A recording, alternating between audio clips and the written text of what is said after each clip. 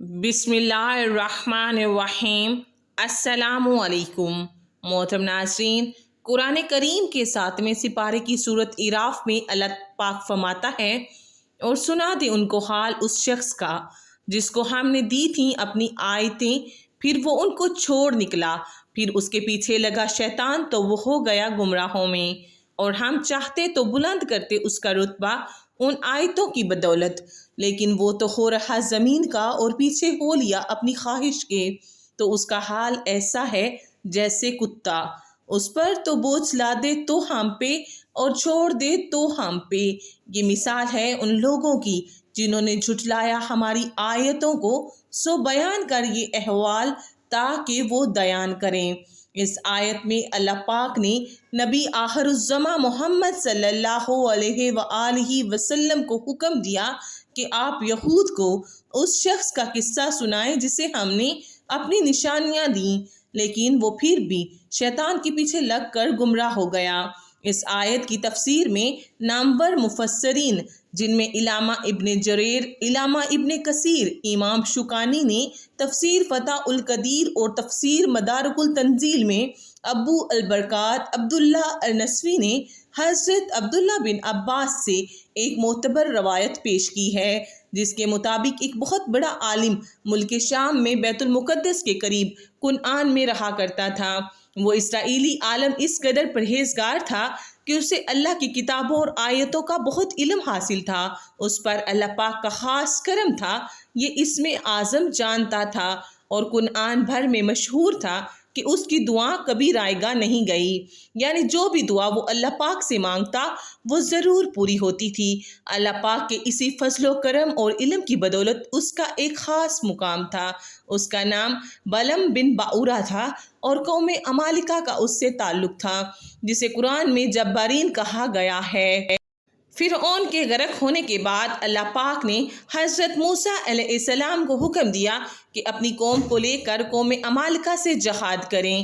قوم عمالقہ کو جب لشکر کی روانگی کا علم ہوا تو وہ بلم بن باورا کے پاس بھاگے آئے کہ حضرت موسیٰ علیہ السلام اور ان کی قوم پر بد دعا کریں۔ چونکہ بلم بن باورا ایک عالم تھا اور اللہ پاک کی نشانیاں اور آیات کو جانتا تھا، اس لیے کہنے لگا، وہ تو اللہ کے نبی ہیں اور فرشتے ان کے ساتھ ہیں، میں ان کے خلاف بد دعا نہیں کر سکتا۔ مگر جب قوم عمالقہ نے بہت اصرار کیا تو بلم بن باورا کہنے لگا کہ ٹھیک ہے، میں استخارہ کر کے اپنے رب کی مرضی جان لوں۔ استخارہ کے بعد اس نے اپنی قوم کو طلب کیا اور انہیں بتایا کہ مجھے بد دعا کرنے سے منع کر دیا گیا ہے۔ اس وقت قوم عمالقہ نے ایک بہت بڑا تحفہ بلم کو پیش کیا، لیکن اس نے قبول نہ کیا۔ اس کے بعد قوم عمالقہ کا اصرار بہت زیادہ بڑھ گیا۔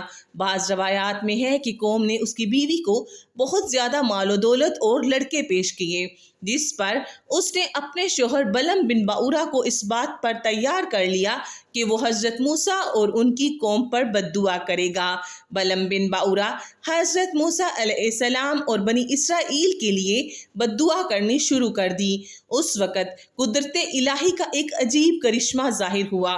وہ کلمات بد دعا جو موسیٰ علیہ السلام کی قوم کے لیے کہنا چاہتا تھا، اس کی زبان سے وہ الفاظ بد دعا قوم جبارین کے لیے نکلے۔ جبارین چلا اٹھے کہ تم تو ہمارے لیے بد دعا کر رہے ہو۔ بلم نے جواب دیا، یہ میرے اختیار میں نہیں ہے، میری زبان اس کے خلاف قادر نہیں۔ نتیجہ یہ ہوا کہ اس قوم پر تباہی آئی اور بلم کو یہ سزا ملی کہ اس کی زبان لٹک کر سینے پر آ گئی۔ اب اس نے قوم عمالقہ سے کہا، میری تو دنیا و آخرت تباہ ہو گئی، اب میری دعا کی قبولیت سلب کر لی گئی ہے، لیکن میں تمہیں ایک تدبیر بتاتا ہوں جس کے ذریعہ تم موسیٰ اور اس کی قوم پر غالب آ سکتے ہو۔ وہ یہ کہ تم اپنی حسین لڑکیوں کو آراستہ کر کے بنی اسرائیل کے لشکر میں بھیج دو اور ان کو تاکید کر دو کہ بنی اسرائیل میں کوئی بھی ان کے ساتھ جو کچھ بھی کرنا چاہے منع نہ کریں۔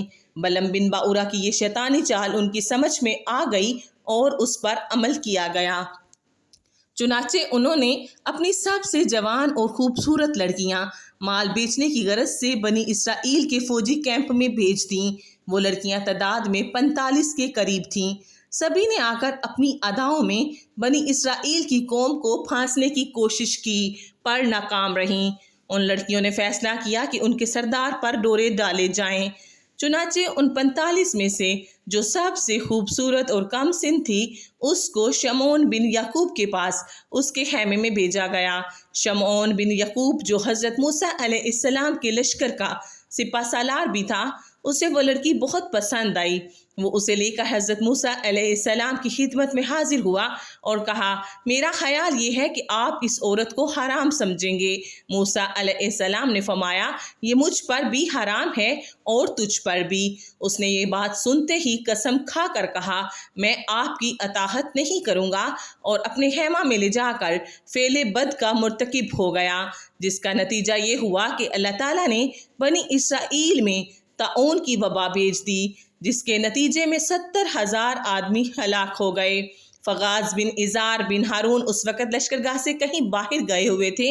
جب آئے تو تمام حقیقت سنی تو بےتاب ہو کر غصے کے ساتھ اس بد کردار کے خیمے میں پہنچے اور اپنے نیزے میں ان دونوں کو پرو لیا، اور اپنے ہاتھ میں نیزہ لیے ہوئے انہیں اوپر اٹھائے ہوئے باہر نکلے۔ کونی کو کوکھ پر رکھ کر کہنے لگے، یا اللہ ہمیں معاف فرما، ہم پر سے یہ وبا دور فرما، دیکھ لے ہم تیرے نافرمانوں کے ساتھ یہ کرتے ہیں۔ ان کی دعا قبول ہوئی اور اللہ پاک نے طاعون جیسی وبا کو ختم کر دیا، لیکن یہ وبا بہت سی قیمتی انسانی جانیں اور مویشیوں کو ختم کر چکی تھی۔ روایات میں ہے کہ بلم بن باورا اور اس کی بیوی کی شکل کتوں میں بدل گئی اور وہ ساری عمر لوگوں پر بھونکتے رہے، اور ایک دن انہی کی قوم نے ان دونوں کو پتھر مار مار کر ہلاک کر دیا۔ اللہ اکبر۔ محترم ناظرین، اس واقعے سے پتہ چلتا ہے کہ دینی علم جیسی زبردست دولت کو کیسے دنیا پر لٹا دیا گیا، لیکن بلم بن باورا کے پاس نہ دین رہا اور نہ ہی دنیا بچی۔ علم و ہدایت کو چھوڑ کر خواہشات نفس کے پیچھے بھاگنے والوں کا انجام انتہائی عبرتناک ہی ہوتا ہے۔ یہ واقعہ آج کے تمام لوگوں کے لیے بہت زیادہ عبرتناک ہے کہ کس طرح اللہ پاک کی نشانیاں ہم سب پر عیاں ہیں، لیکن پھر بھی ہم نماز، روزہ، حج اور زکوٰۃ سے بہت دور ہیں۔ آخر میں اللہ رب العزت سے یہی دعا ہے کہ اللہ تبارک و تعالی ہمیں دین اسلام کو صحیح معنوں میں سمجھنے، اس پر عمل کرنے اور اس کے ارکان کو اچھے طریقے سے ادا کرنے کی توفیق عطا فرمائے۔ آمین ثم آمین یا رب العالمین۔